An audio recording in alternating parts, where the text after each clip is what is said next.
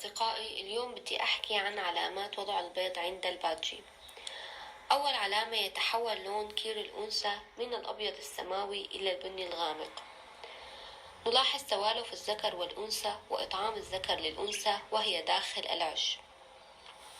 تقوم الأنثى أيضا بقرض خشب البياضة الموجودة داخل العش وجلوسها في العش مدة طويلة.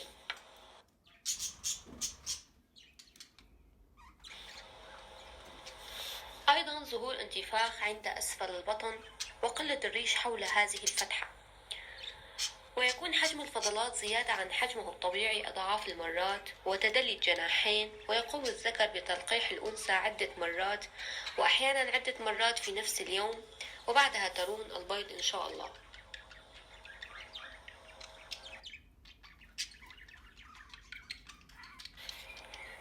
هذه الأنثى وضعت 5 بيضات، وضعت البيض يوم أي يوم لا، كل بيضة استغرقت 18 يوم حتى فقست. الفرخ الرابع كان ميت داخل البيضة، والبيضة الخامسة كانت غير مخصبة. في مرحلة وضع البيض لا نقدم للطيور البيض المسلوق مع البقسماط، فقط البذور والمياه والخضار مرتين في الأسبوع لكي يسهل وضع البيض.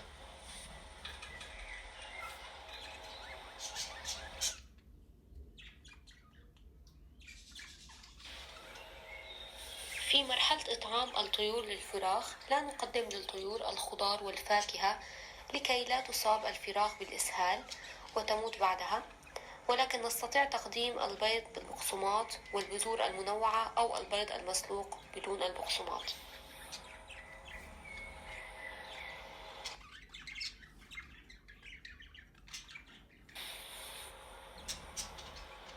بالنسبة لتنظيف البياضة، بعد فقس البيض كله ب10 أيام نقوم بتنظيف البياضة ووضع نشارة الخشب الناعمة في أرضية العش، ويمكننا وضع نشارة الخشب في أرضية القفص أيضا لكي تمنع الرطوبة.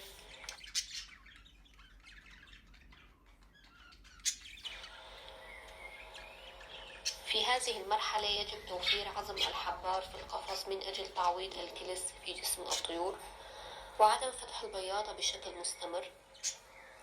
عدم فتح البياضة والأنثى بداخلها لكي لا يتكسر البيض ولا تفزع الأنثى. تغيير مياه الشرب مرتين في اليوم، والطعام يوميا.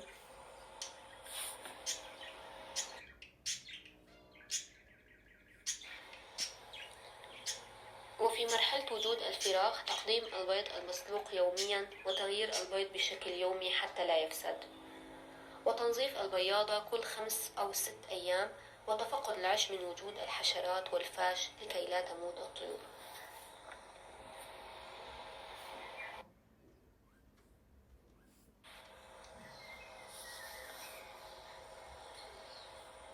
إذا أعجبكم الفيديو لا تنسوا الاشتراك في الصفحة، وإذا كان لديكم بعض الأسئلة والاستفسارات يمكنكم تركها في خانة التعليقات.